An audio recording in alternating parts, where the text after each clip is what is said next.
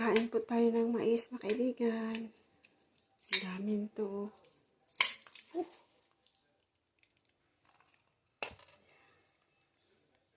Kainin nila ito with butter.